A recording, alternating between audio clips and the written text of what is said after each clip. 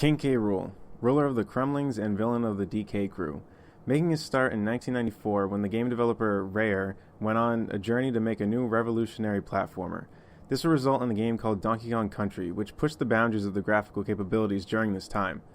This is where the king himself was born.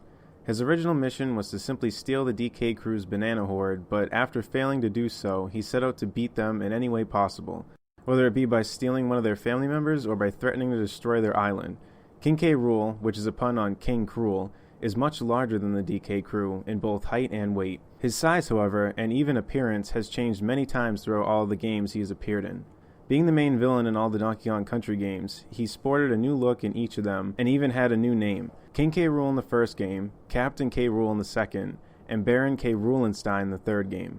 One of the most notable things about his appearance is his bulging bloodshot eye, which the only time this did not appear in was in the animated Donkey Kong series on TV. When gaming started to shift from 2D to 3D, King K. Rool also went along for this change in the game Donkey Kong 64.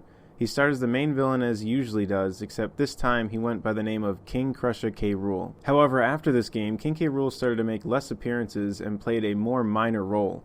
The only exception to this would be DK King of Swing and DK Jungle Climber, but these games were drastically different than the DK games fans were used to. He made small appearances in Donkey Konga and was an unlockable character in Donkey Kong Barrel Blast, which was panned by critics. His most notable appearance after the main series Donkey Kong games would end up being Mario's Super Sluggers for the Nintendo Wii. This game wasn't groundbreaking in any way, but it showcased King K. Rool in a new outfit. This would be the last appearance by the king himself, in a Mario baseball game. So what exactly happened to him, many people would ask. Many people believe that when Rare got bought out by Microsoft that they lost the rights to King K. Rool, but Mario Super Sluggers coming out in 2008 would make this seem very unlikely. Although on the other side of the coin, Retro Studios released two new Donkey Kong Country games, being Donkey Kong Country Returns and Donkey Kong Country Tropical Freeze, both of which do not have King K. Rool in them at all, and were released after Mario Super Sluggers. This could simply mean that they didn't want to include him and they just wanted to make brand new villains, or that there may still be some copyright behind the whole thing. The copyright debacle would return again when the game Super Smash Bros. For Wii U and 3DS came out, due to the fact that characters could be voted in as downloadable content through what was called the Smash Ballot. Fans were allowed to vote for any character that they wanted in the hopes that they would be added in the game. When this happened, there was a decently large demand for King K. Rool, which was seen on fan-made polls on places like Reddit. People wondered if it would be possible for him to be in the game because of the copyright. He does make a cameo in the game as a trophy, but people weren't convinced that this meant anything in terms of copyright. It wasn't until later that it was revealed that King K. Rool would be playable in the game as an outfit for the Mii Fighter characters. With many fans being upset, some saw this as a good thing.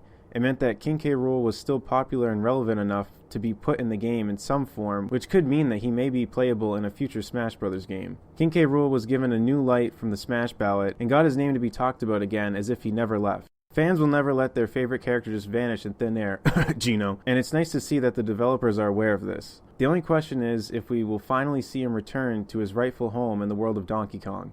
We can only hope that this will happen someday, assuming that Retro Studios continues to make more Donkey Kong Country games. In conclusion, King K. Rool is a big, green, scaly giant that many gamers grew up on, and although he has had sort of a disappearance for a while, it is clear that he will never fully go away.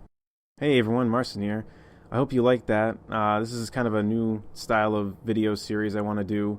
So obviously this is my first one, so there may be a couple things here and there that aren't, up to par, but I hope to improve that in later episodes. If there's any character you would like me to go over or do an episode like this on, just let me know in the comments below, and I'll see you in the next one.